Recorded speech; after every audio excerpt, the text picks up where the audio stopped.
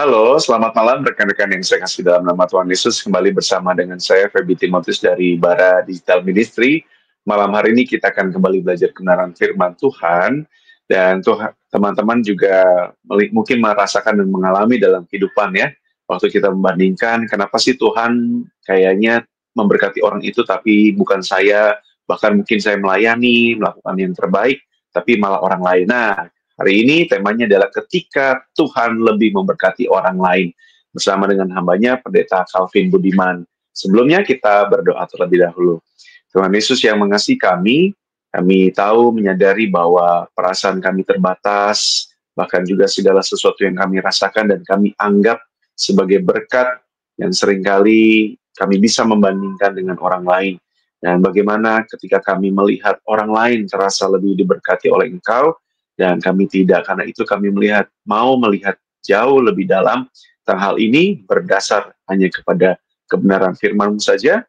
Berkati Pendeta Calvin yang akan memimpin kami dan menerangkannya bagi kami semua. Di dalam nama Tuhan Yesus kami bersyukur dan berdoa. Amin. Selamat malam Pak Calvin, saya persilakan Pak. Selamat malam. Ya, selamat malam Pak Feby dan selamat malam semuanya. Shalom dalam kasih Kristus. Seperti tadi yang sudah disebutkan, tema kita pada malam hari ini adalah ketika kita melihat bahwa Tuhan lebih memberkati orang lain. Nah, saudara, saya percaya sebagian besar dari kita atau bahkan mungkin semuanya barangkali pernah mengalami hal yang sama, perasaan seperti itu, gitu ya, bahwa Tuhan itu lebih memberkati orang lain. Itu satu perasaan yang sangat umum terjadi pada siapa saja, di mana saja, dan secara jujur, saya secara pribadi pun juga kadang merasakan hal yang seperti itu. Nah, saudara, bagaimana kita mengatasinya? Ya, bagaimana kita mengatasinya? Bagaimana kita mengatasi satu perasaan di mana ketika kita melihat orang lain itu Tuhan lebih sepertinya lebih memberkati mereka. Mereka lebih berhasil gitu ya di dalam hal pekerjaan, sedangkan kita mungkin masih terus bergumul di dalam soal pekerjaan. Mungkin saudara juga pernah minta kepada Tuhan dalam hal masalah keuangan misalnya begitu ya, agar bisa lebih baik, tapi ternyata orang lain itu sepertinya lebih diberkati oleh Tuhan, lebih punya banyak uang, lebih berhasil. Atau mungkin saudara juga merindukan keluarga, pasangan mungkin begitu ya, atau bahkan mungkin juga anak-anak begitu ya yang cakap, yang berbakat misalnya begitu. Tapi sepertinya kok keluarga kita biasa-biasa saja, sedangkan orang lain lebih diberkati Tuhan. Padahal mungkin kita sama-sama rajin ke gereja begitu ya. Ini bukan seperti pergumulan di Mazmur 37 atau Mazmur 73 di mana Asaf itu melihat orang yang tidak percaya Tuhan lebih diberkati oleh Tuhan. Tapi ini satu pergumulan dengan sesama orang percaya begitu ya. Kita melihat mereka itu sepertinya lebih berhasil, lebih diberkati oleh Tuhan. Nah, Saudara, kalau kita melihat di dalam Alkitab ada banyak, memang Alkitab sendiri itu contoh kisah di mana mereka merasakan hal yang seperti itu, pengalaman yang seperti itu. Ini satu pengalaman yang sangat umum. Kita membaca dalam Kejadian pasal yang keempat misalnya gitu ya, bagaimana Kain itu merasakan bahwa Tuhan itu mengabaikan dia. Tuhan lebih menerima persembahan dari Habil, adiknya sendiri, dan itu menyebabkan satu kemarahan, iri hati, kedengkian, bahkan sampai akhirnya Kain membunuh Habil. Atau kita juga bisa melihat di dalam kisah Saul gitu ya, Saul terhadap Daud juga di 1 Samuel pasal 18 dan 19. Pada waktu Saul melihat bagaimana Daud itu dipuji-puji oleh orang-orang di Yerusalem, dan tangan Tuhan itu sepertinya lebih berpihak kepada Daud gitu ya. Dan bahkan kalau kita lihat di dalam Perjanjian Baru, di antara murid-murid Tuhan Yesus sendiri, ya, di antara murid-murid Tuhan Yesus sendiri pun mereka itu berebut kemuliaan Tuhan. Di dalam Injil Lukas itu diceritakan bagaimana mereka itu memperdebatkan siapa yang paling besar di antara mereka, gitu ya, siapa yang lebih besar di antara mereka. Kemudian di dalam Injil Markus itu juga ada kisah tentang bagaimana Yohanes dan Yakobus itu minta posisi di sebelah kanan dan sebelah kiri dari Tuhan pada waktu kerajaan Allah itu datang, ya. Nah, Saudara, ada banyak sekali contoh yang negatif sebenarnya begitu ya, baik dalam kehidupan kita maupun di dalam Alkitab. Bahkan Alkitab itu Saudara sebenarnya jarang sekali ada contoh yang positif di dalam situasi seperti ini, di dalam kasus seperti ini. Jarang sekali. Salah satunya Saudara mungkin contoh yang baik, yang positif adalah Abraham.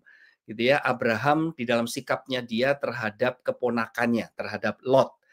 Bagaimana Abraham itu dia memberi satu kebebasan terhadap Lot untuk memilih tempat yang lebih baik gitu ya daripada pilihannya Abraham sendiri. Tapi mungkin Saudara akan mengatakan, tapi Abraham dia diberkati oleh Tuhan juga, bahkan lebih banyak daripada Lot. Sehingga mungkin itu bukan satu hal yang bisa kita jadikan contoh gitu ya, yang kita bisa langsung aplikasikan di dalam hidup kita.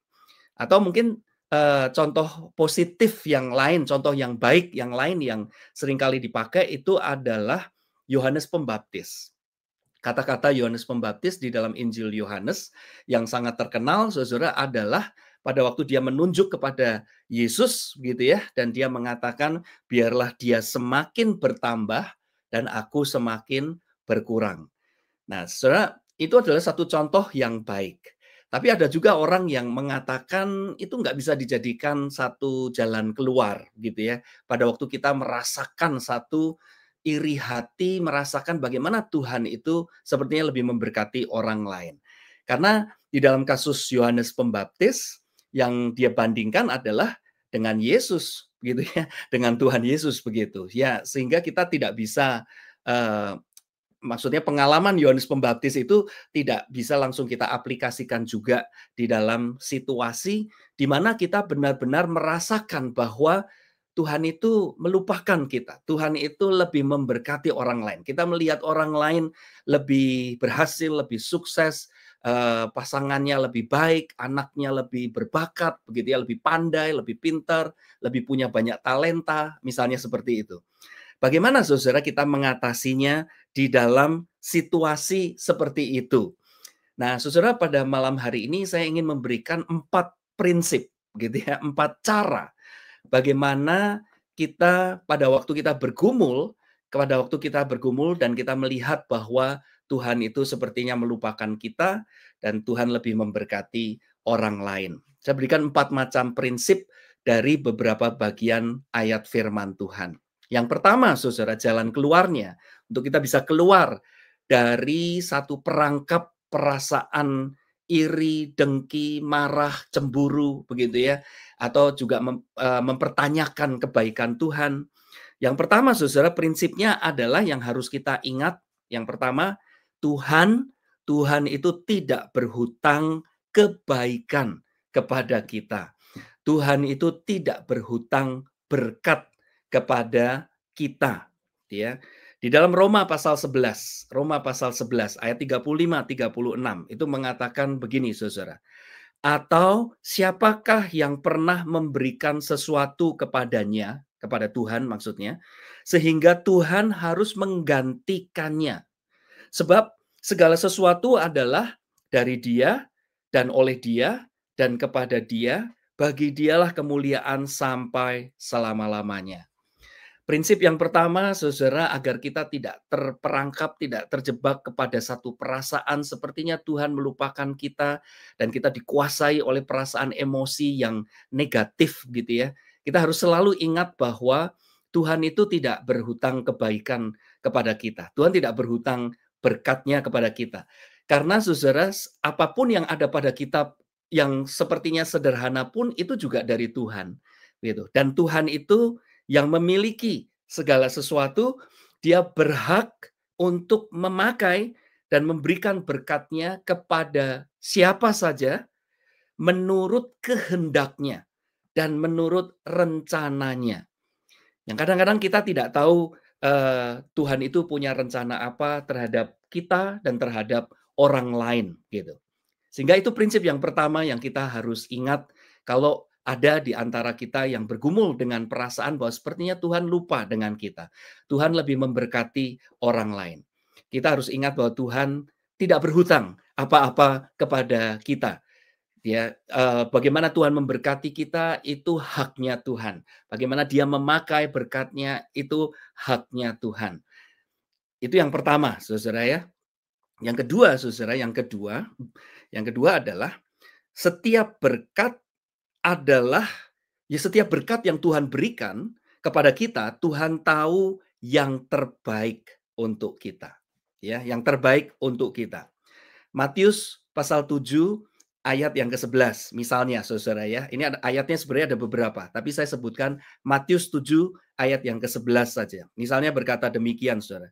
Jadi jika kamu yang jahat tahu memberi pemberian yang baik kepada anak-anakmu, apalagi Bapamu yang di surga, Ia akan memberikan yang baik kepada mereka yang meminta kepadanya. Nah, saudara, kalau kita di dalam dunia ini kita tahu bagaimana memberikan kepada anak sesuai dengan kebutuhannya, ya. Apalagi Bapa kita yang di surga, begitu ya. Tuhan itu tahu apa sih yang terbaik untuk kita. Jadi kita harus percaya apa yang Tuhan berikan kepada kita, apapun yang Tuhan berikan pada kita, itu adalah yang memang yang terbaik sesuai dengan apa yang menjadi kehendak dan rencananya. Kalau saudara mengingat juga misalnya di dalam Matius pasal yang ke-25, ya, perumpamaan tentang talenta.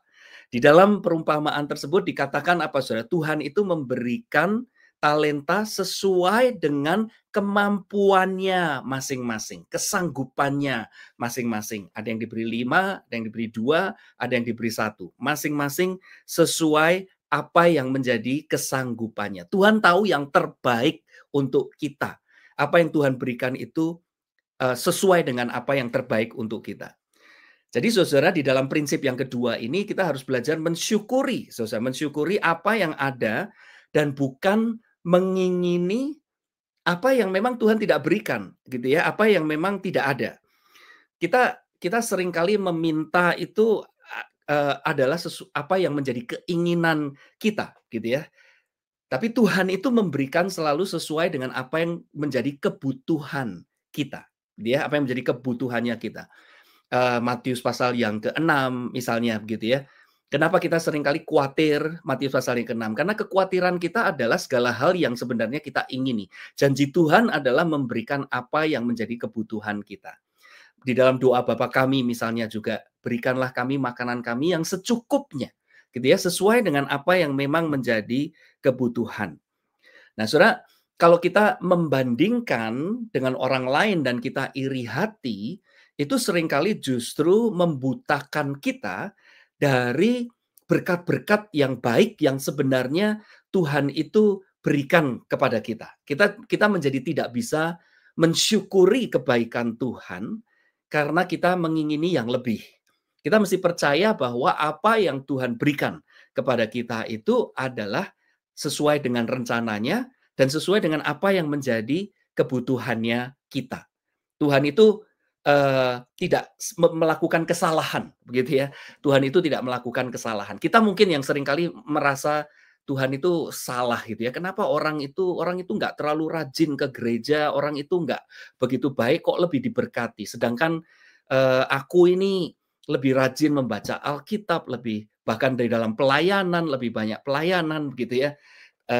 Tuhan tahu apa yang menjadi kebutuhan kita. Kalau kita membandingkan iri hati dan sebagainya, kita justru menjadi tidak mensyukuri apa yang Tuhan itu berikan yang memang yang terbaik untuk kita. Tuhan itu tahu, Tuhan tidak melakukan kesalahan. Itu yang kedua, saudara ya. Itu yang kedua. Yang ketiga, bagaimana kita bisa mengatasi perasaan pada waktu kita merasa Tuhan itu sepertinya melupakan kita, bahkan Tuhan lebih memberkati orang lain. Ya, yang alasan prinsip yang ketiga. Ya, kalau kita bergumul dengan perasaan ini, apalagi kalau orang yang kita bandingkan itu bahkan sengaja memamerkan gitu ya, memamerkan kelebihannya, memamerkan talentanya, misalnya seperti itu, atau sekedar menunjukkan gitu. Kita mungkin ada perasaan Tuhan itu sepertinya lebih memberkati dia, Tuhan tidak memberkati kita. Yang prinsip yang ketiga, saudara, prinsip yang ketiga, di dalam Alkitab itu kita bisa belajar bahwa berkat, ya, saudara, berkat apapun yang Tuhan berikan kepada kita adalah satu tanggung jawab. Berkat adalah satu panggilan sebenarnya. Panggilan untuk kita menjadi berkat bagi orang lain. Setiap berkat yang Tuhan titipkan, Tuhan akan tuntut dari kita untuk kita bisa menjadi berkat bagi orang lain atau tidak. Lukas pasal 12. Lukas pasal 12 ayat 48. Ini contoh ayatnya, Saudara ya. Lukas pasal 12 ayat 48. Dikatakan begini, Saudara. Setiap orang yang kepadanya banyak diberi, daripadanya akan banyak dituntut, ya. Dan kepada siapa yang banyak dipercayakan, daripadanya akan lebih banyak dituntut.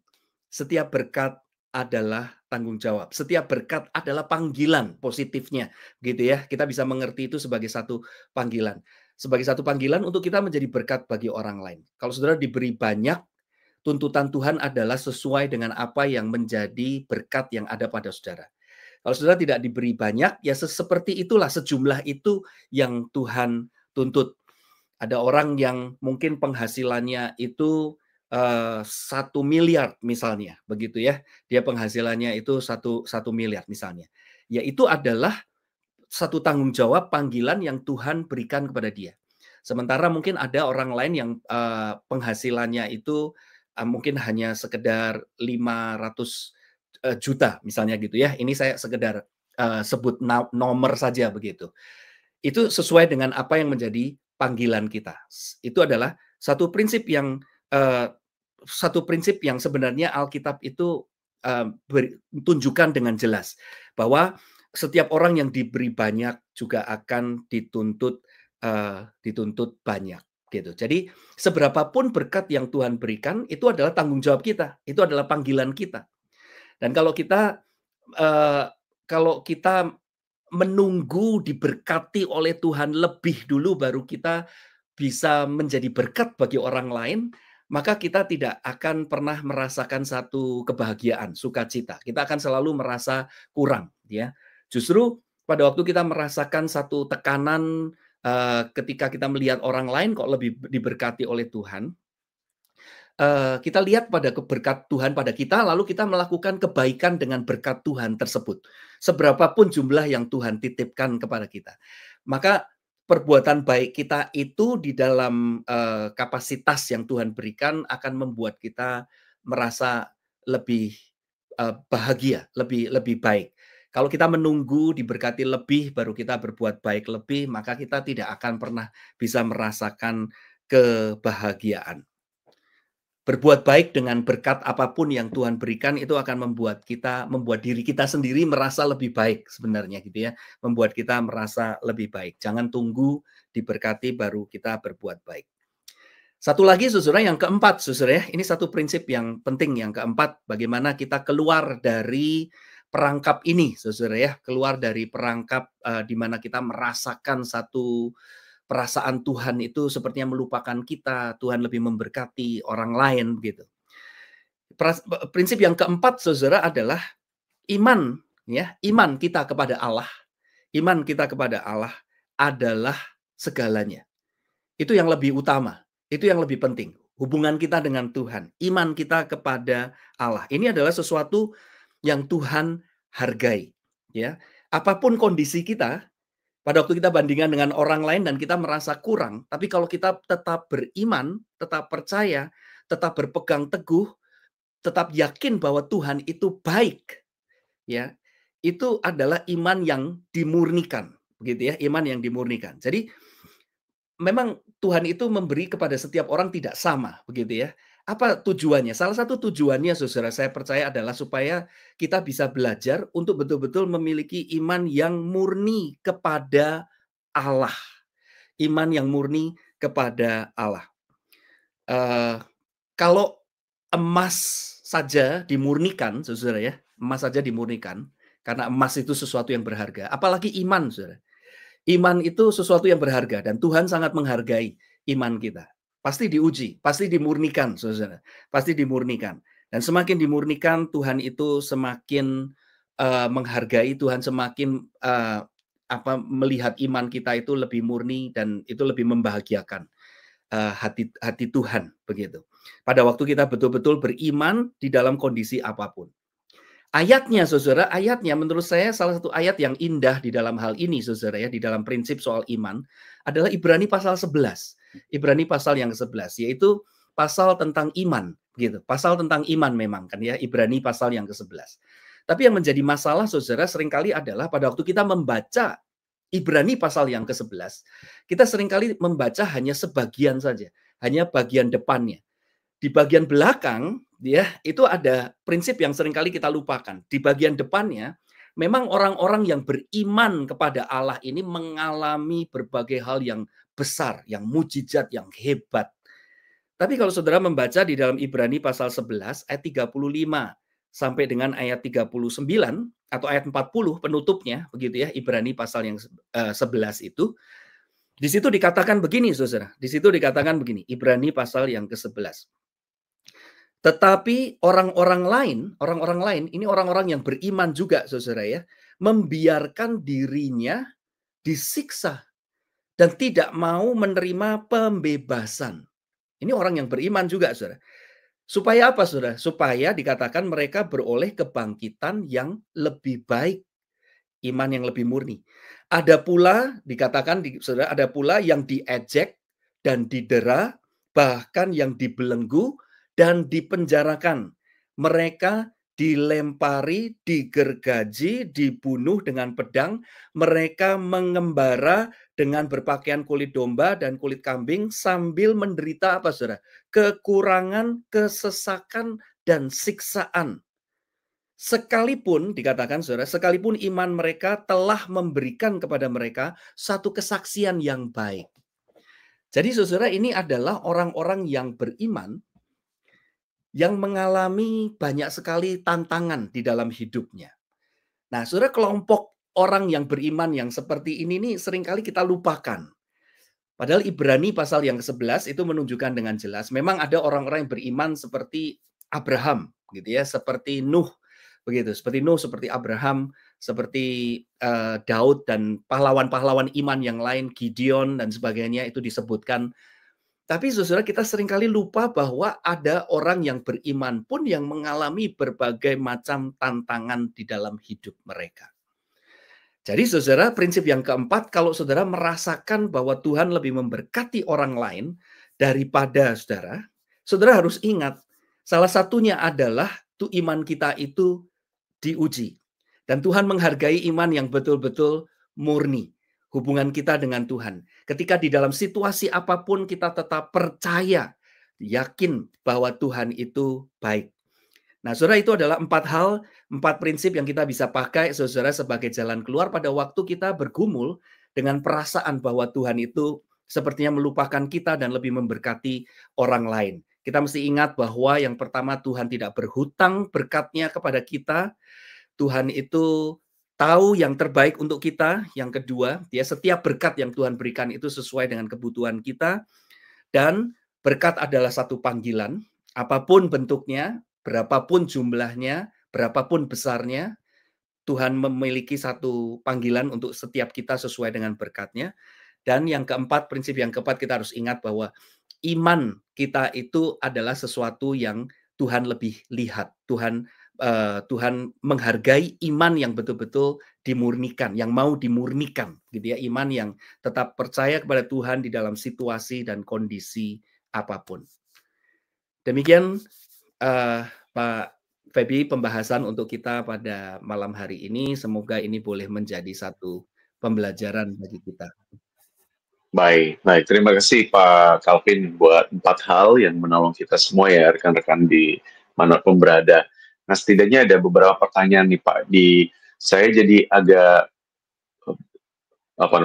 terpikir sesuatu, apakah dalam konteks tertentu kan ada orang yang dengan cepat membandingkan ada orang yang ya biasa aja lah gitu menerima pencapaian orang lain sebagai sesuatu yang ya wajar dan sebagainya. Apakah ini karena memang tingkat dalam tanda kutip pembentukan iman yang berbeda atau Ya. ada misalnya pola kebiasaan dari kecil yang berbeda atau ya kebiasaan-kebiasaan dari kecil yang akhirnya mengarah ke situ atau bagaimana, Pak? Ya, ya saya percaya sih perasaan perasaan iri dan juga, kebiasaan membandingkan itu saya percaya ada banyak faktor, banyak alasan bisa terjadi karena latar belakang juga misalnya begitu ya. Pada waktu misalnya, masih kecil seringkali dibanding-bandingkan dengan, eee, saudaranya begitu atau dengan teman-temannya begitu. Dan sebenarnya membandingkan itu tidak selalu salah gitu kan ya, itu bisa menjadi satu dorongan, bisa menjadi satu motivasi begitu. Tapi itu juga bisa menjadi satu jebakan, bisa menjadi satu perangkap, di mana kita nggak bisa keluar dari perasaan, eee, iri hati dan dari perasaan, dari kebiasaan membandingkan itu menjadi satu jebakan sehingga sehingga kita tidak pernah bisa lepas dan tidak pernah bisa merasakan sukacita yang sungguh-sungguh begitu.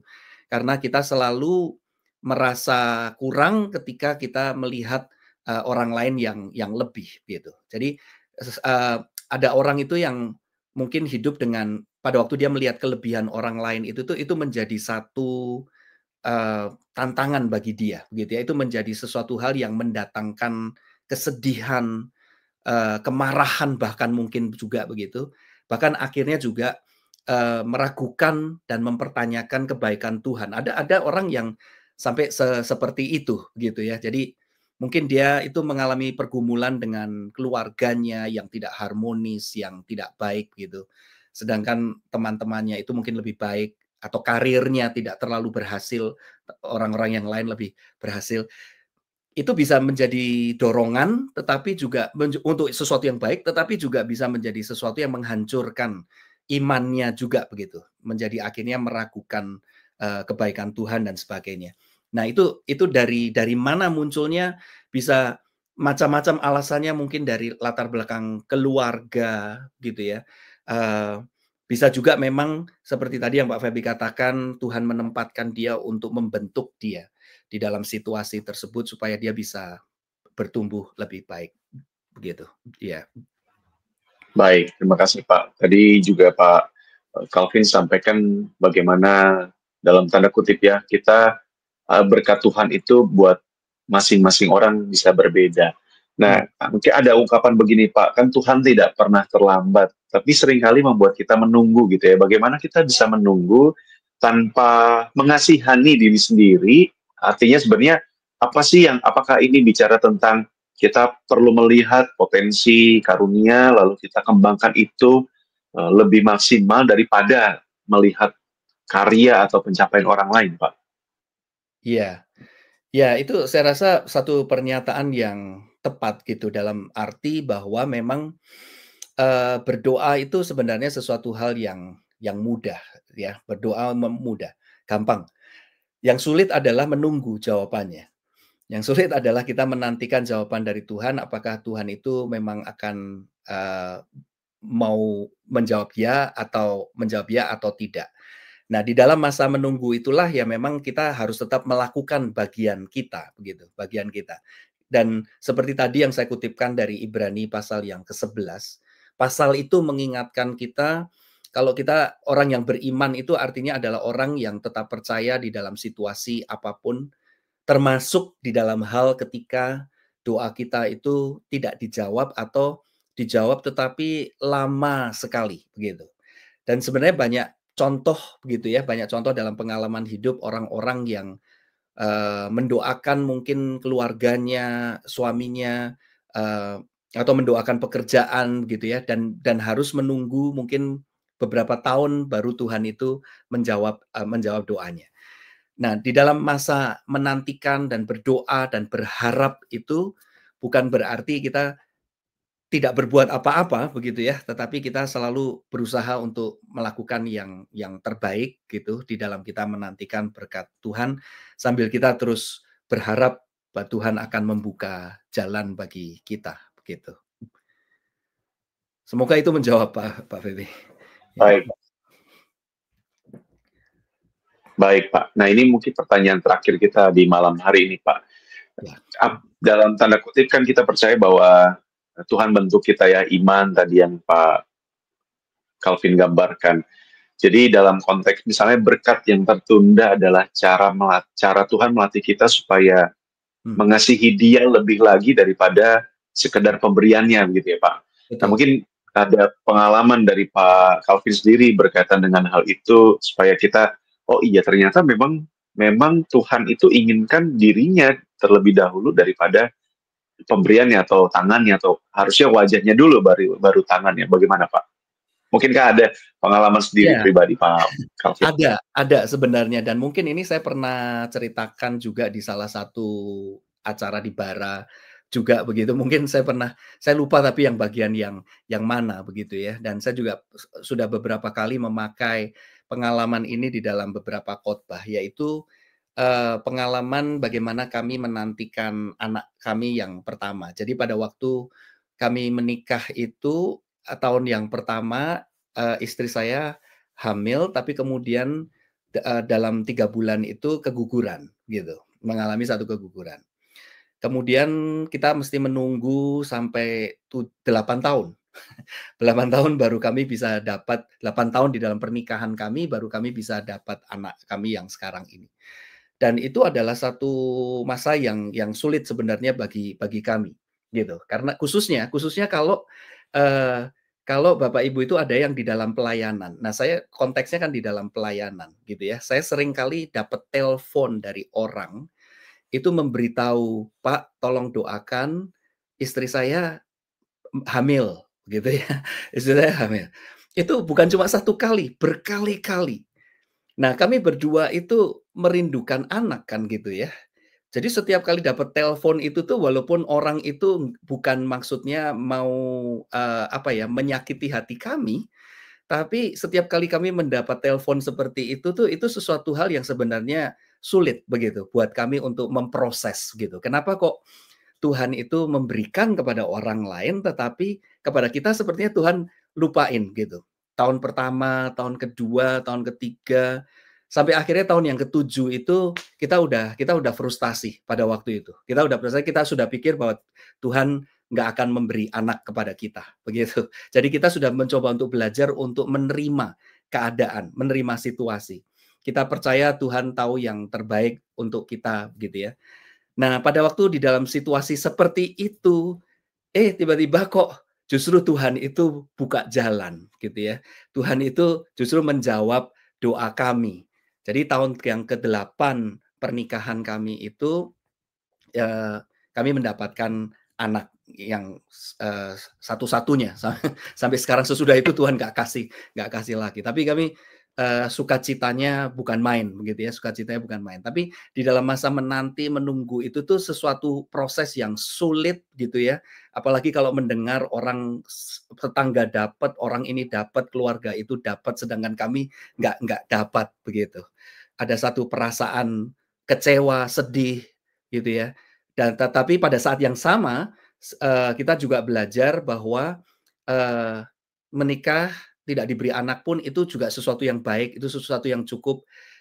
Iman kepada Tuhan itu sudah cukup, kita memiliki Tuhan itu sudah jauh lebih cukup. Punya anak itu satu bonus gitu ya, itu satu ekstra berkat dari Tuhan. Nah, saudara, pada waktu saya merasakan seperti itu, justru Tuhan itu membuka jalan. Tapi itu satu latihan bagi kami memang untuk betul-betul kita bisa melihat bahwa iman kepada Tuhan itu lebih utama daripada berkatnya, gitu. Tuhan itu lebih utama daripada berkatnya. Gitu, Pak Feby. Wah, baik, indah sekali Pak Calvin buat saksiannya juga ya, terutama juga ini menolong kita semua, mungkin juga rekan-rekan di luar sana yang juga mengalami pergumulan sama atau dirasakan kayaknya lebih berat begitu, tapi kita mau proses bahwa Tuhan itu lebih daripada cukup, indah buat kita semua, dan pengalaman bersama dengan Tuhan yang pada akhirnya kalau ada berkat, ya kita bisa menjadi saksi yang efektif buat orang lain. Baik, Pak Calvin, terima kasih sekali untuk malam Iya. hari ini. Saya persilakan kalau ada closing statement dan menolong kita untuk dalam doa, Pak. Ya, closing statement saya singkat saja, kalau ada di antara Bapak Ibu Saudara yang bergumul dengan satu perasaan bahwa sepertinya Tuhan itu melupakan kita, Tuhan tidak memberkati kita, atau berkat Tuhan pada orang lain itu lebih besar daripada apa yang Tuhan berikan pada kita. Kita harus selalu ingat bahwa Tuhan tidak berhutang kebaikan kepada kita, bahwa berkat Tuhan itu selalu yang terbaik untuk kita, ya. Dan setiap berkat yang Tuhan berikan itu adalah juga satu tanggung jawab, dan yang terutama yang Tuhan mau dari kita adalah iman kita kepada Dia, bukan kepada berkatnya, tapi kepada Tuhan itu sendiri. Yalah, ini boleh menjadi berkat bagi setiap kita. Mari kita tutup di dalam doa.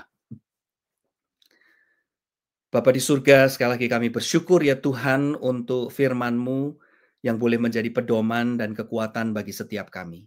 Kalau ada di antara kami ya Tuhan yang mungkin bergumul dan mempertanyakan akan kebaikan-Mu, akan pemeliharaan-Mu, berkat-berkat-Mu Tuhan bagi setiap kami, tolonglah untuk setiap kami boleh bisa hidup dengan satu pengertian yang benar, prinsip firman Tuhan yang benar, bahwa Engkau adalah Tuhan yang berkuasa atas segala sesuatu, Engkau tahu yang terbaik ya Tuhan bagi setiap kami.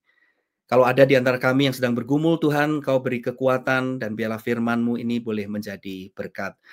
Kami juga berdoa Tuhan terus untuk pelayanan ini melalui Bara Digital Ministry boleh terus menjadi berkat juga bagi banyak orang.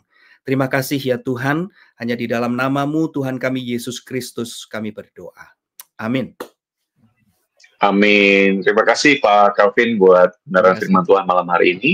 Terima kasih buat atensi dan kebersamaan dari rekan-rekan semua. Kalau ada pertanyaan silakan mengirimkan di direct message di Bara Digital Ministry. Saya Feby bersama dengan Pendeta Calvin dan kerabat yang lain di balik layar. Kami undur diri.